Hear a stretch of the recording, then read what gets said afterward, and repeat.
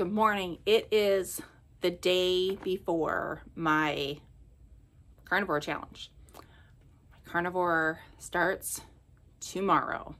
So here's a few things I've done to get prepared for this challenge for this July, definitely July. I'm going to try to do it through August and see how things go.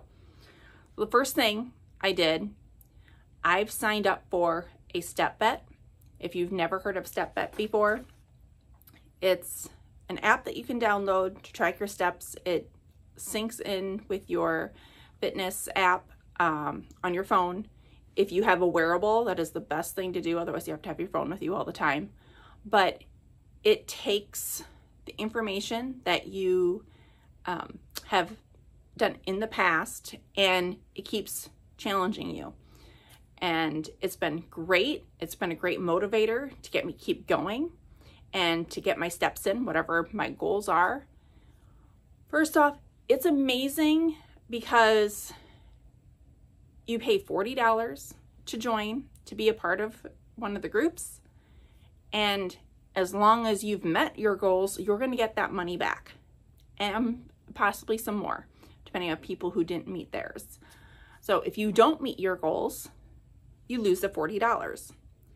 And they're usually 6 weeks long. So it's been a great motivator for me because there's been days I just don't feel like doing, I'm tired. And then I'll look at my progress and be like, oh, I only have another 1,000 steps to get in for the day. I'm going to just keep walking and get these 1,000 steps in so then I can be done because I don't want to have to lose my $40. They do give you 1 day off a week.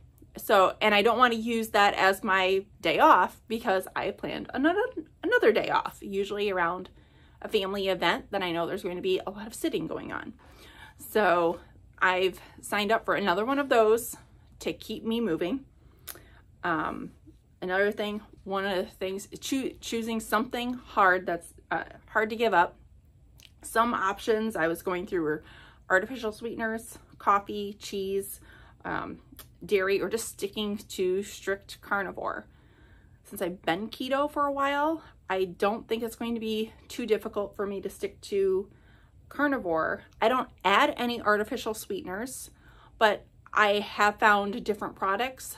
They keep sneaking different artificial sweeteners in. So I'm being more cautious of that and going to be trying to eliminate artificial sweeteners. Coffee, as much as I love coffee, I've gone weeks at a time, especially during the summer, without drinking any. So that's not something that's hard for me to give up. The hardest thing is probably going to be the sweeteners and staying away from anything that has those artificial sweeteners in. So that's what I've chose for my hard. And then the first week, in order to kick everything off, I just said I'm going to do a 3-day challenge. I haven't decided yet. I think I'm going to try, there's this sardine challenge going on, 3-day sardine challenge. Some people call it a sardine fast, which it's not a fast because you're able to eat. So I'm going back and forth between a sardine challenge for 3 days where I'm only eating sardines and water, or a strict water fast. If I try the sardines, it'll probably end up being a water fast. I don't know. I've never had sardines, but I'm not a fish lover. So I'm kind of assuming I'm just going to start with a 3-day water fast.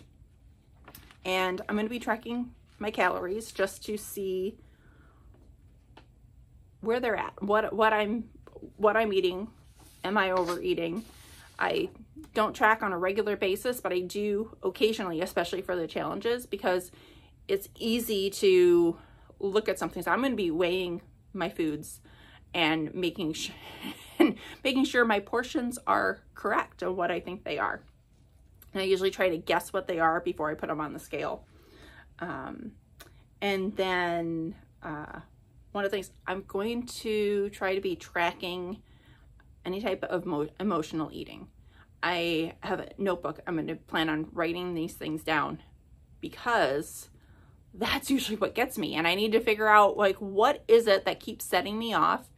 Because I usually go on a binge and I'm craving sweets, and I need to figure out what it is that's triggering it.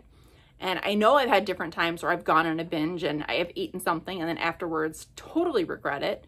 But I'm going to try to be more aware, especially if I don't have anything in the house except for carnivore approved foods.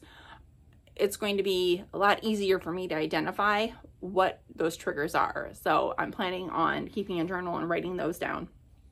All right. And then also one of the big things, especially around the holidays, everyone wants to drink or have a drink. I'm not going to do any alcohol. I'm staying away from all alcohol.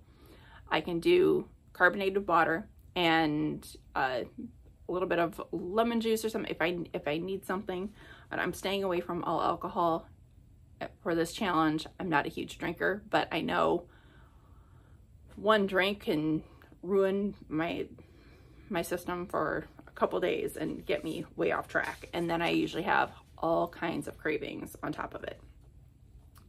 And then I've also started incorporating some weight training. So I'm planning on doing weight training 3 to 4 days a week, just to help strengthen my muscles. And another thing that's really important is prioritizing your sleep, getting to bed, getting to sleep, making sure you have a full night's sleep in order for your body to rest and recover. I know a lot of people think I go to bed super early because I will have lights out and I have a reminder on my phone that comes up at like 8:30 at night that, hey, it's time to wind down, trying to shut devices off and be ready for bed. I'm usually in bed by 9, not necessarily sleeping, but in bed by 9. And a lot of people say, well, that's really early. I'm like, well, it depends on what you call early, because I'm usually up between 4 and 5 in the morning. So that's early as well. But you still get the same number of hours of sleep if you're going to sleep late or whatnot. But I have all my notifications and everything turn off at 8:30, so I don't have any interruptions, and I communicate that to everyone I work with and everyone on my coaching.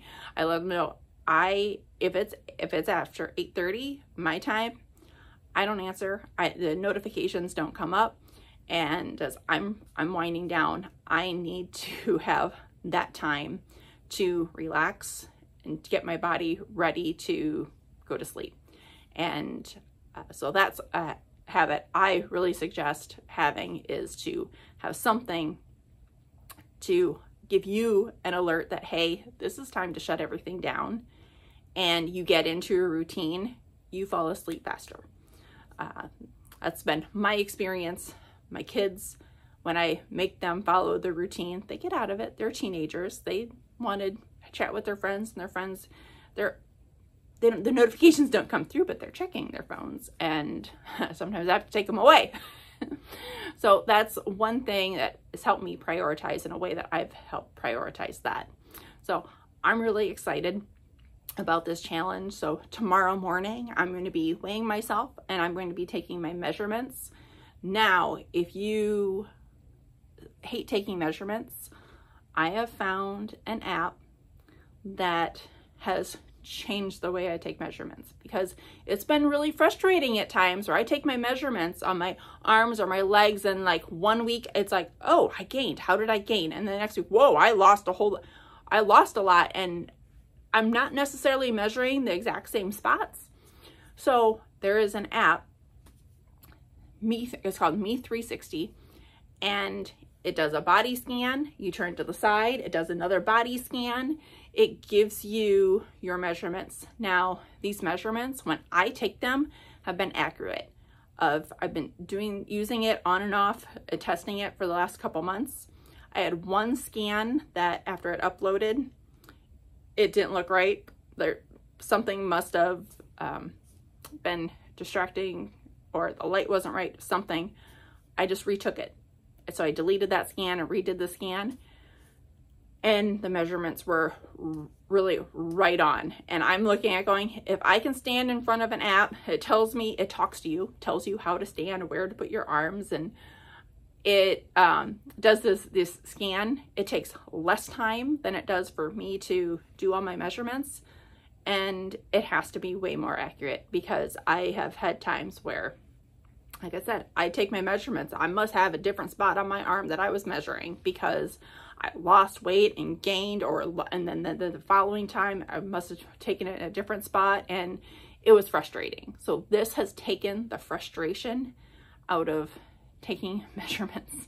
So I just wanted to give that plug, and it gives you like a 3D view on the app that you can turn and see all sides, and you can compare different measurements after you've had more than one.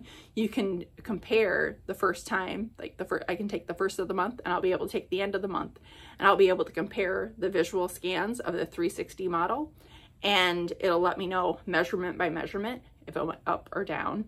It's been really encouraging, especially a few weeks ago. I had gained weight and I was frustrated. I went to do my scan and I was just like, so frustrated. I'm like, oh, okay, where did I gain my weight? All my measurements went down. That's exactly what I needed to help me feel better for the day. So that app it's like my new big thing that I absolutely love as far as making sure I take measurements. It's much simpler than getting the tape out and taking them myself. And it's much more satisfying because it has been more accurate than if I take them. And depending on if I weigh myself and I already like in that bad mindset when I'm taking my measurements, probably not a great thing. So that's my plug. I've loved that app. It's my like new best thing as far as fitness and tracking. I love that app, and you can choose what measurements that you want to be more aware of and have on your main screen. So I'll put a link for that down in the notes. So that is me, what the list of things I've been doing to get ready to prep, get myself in the right mindset for this carnivore challenge.